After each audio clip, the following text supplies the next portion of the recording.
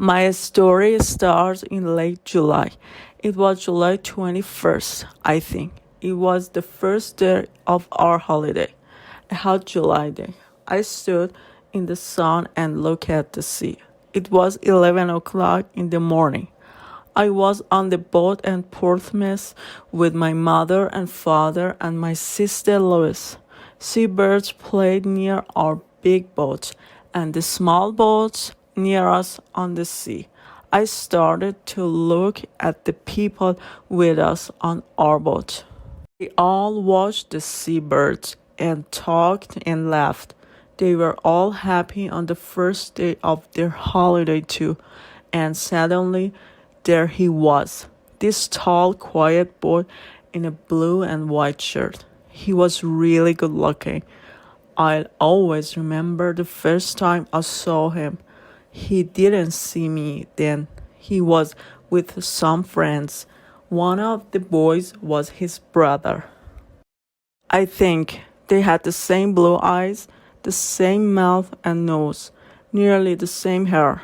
His brother and one of the boys with him tried to catch the seabirds, and he smiled at them.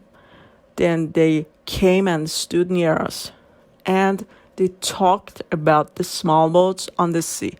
I watched him over Louis's head all the time. His brother and his friends made a lot of noise, but he was quiet and didn't talk a lot. Then suddenly he looked at me and his eyes stayed quietly on me. And he smiled his lovely smile with his shy blue eyes. The people near me on the boat, the sun, the sea, the birds, the noise of his friends, time, it all stopped. At that moment, there was only him and me and him and his smile for me, only the two of us. Slowly, very slowly, the boat started to move away across the water to Spain. It takes a day and a night on the boat from Portsmouth to Santander in Spain. A day and a night together on the same boat with him. It was a big new boat with cafes, shops, a cinema, and a disco. In the evening, Louis and I went to the disco together. We had coke and listened to the music and watched the dancers, but he wasn't there. Then suddenly a tall boy in a black and white shirt came in. It was him. He was with a friend. He stopped and looked slowly at all the people in the disco. It was dark in there, and he stood and looked for a long time. Then he saw me, and he smiled a big, friendly smile. I wanted to stand up and sing and dance with him. He came across the room and stopped near our table, and he asked me to dance. Suddenly, he wasn't shy with me. He danced together for a long time after that. But then I looked up and there was a second tall boy in a blue and white shirt at the door of the disco with the same eyes and the same mouth and nearly the same hair. But the boy near the door had that nice, quiet, shy face, not a big, open, friendly smile. Suddenly I knew this was his brother with me on the dance floor, not him. I was with the wrong brother. He stood for a moment near the door and watched me and his brother on the dance floor. With sad eyes, I wanted to run to him, to take his sad face in my hands and say sorry. He looked at me, then he went out quickly. I stopped dancing, walked back to my table and sat down. His brother started to dance with Louis. I didn't sleep that night. I thought about him all the time and listened to the noise of the boat and the sea. In the morning, I went to the cafe at 8 o'clock and waited there with my sister For a long time, I wanted to say sorry to him. I had 4 cups of coffee, and I don't really like coffee, but he didn't come. Where was he? Where was he? At 11 o'clock, we arrived in Santander. I wanted to stop the boat. I wanted to stop the holiday. I wanted to go back to England. I only wanted to see him again, to talk to him, to ask his name, but he wasn't there.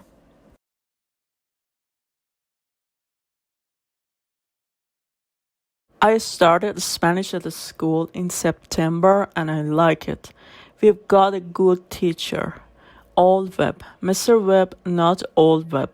My mother always says to me, he isn't old, you know. Old Webb, sorry. Mr. Webb always takes some people from our school to a place in Spain for the first 2 weeks of the holidays. Every July. Old Web is okay, not bad, for a teacher. We were at Portsmouth with Old Webb. Sorry, Mr. Webb and Mrs. Webb. She is from Argentina. All the boys think she is good looking too. There were 6 of us with the Webbs. Harry Potts and his sister Sonia, Nick Atkins, he is a good friend. Sue Bellamy, she is clever. My brother Dave and me. We are 14 and we are good friends too, usually.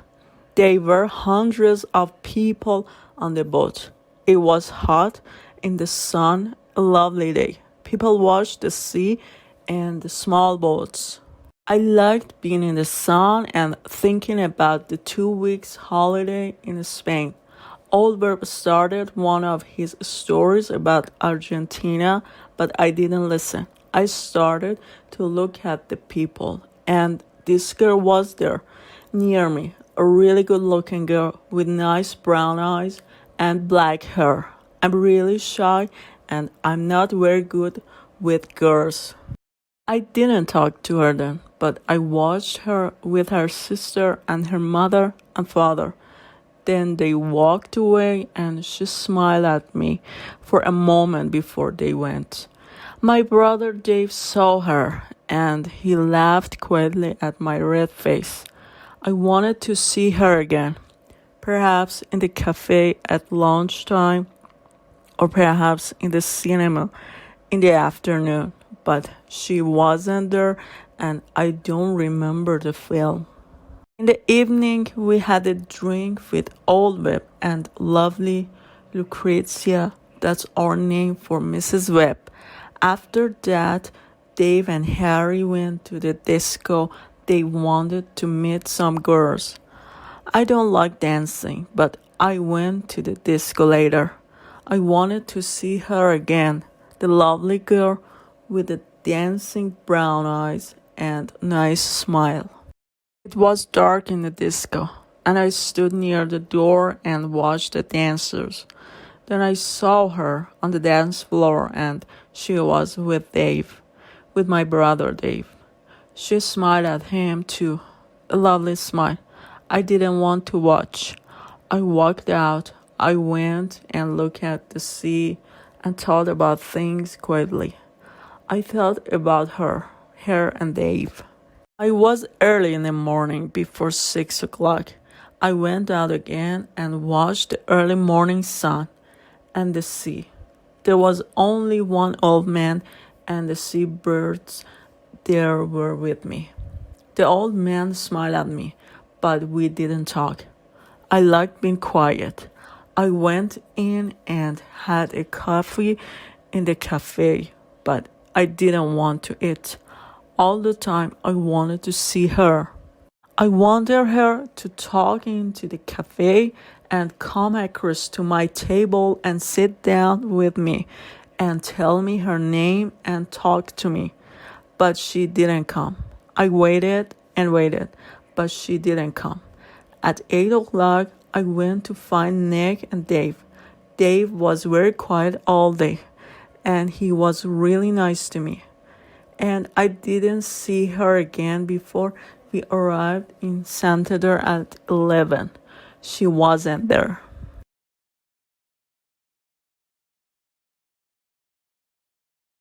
Camilas is a small town 50 kilometers from Santander, near the city.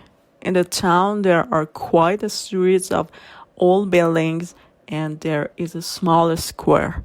There are small shops and cafes with tables and chairs in the square.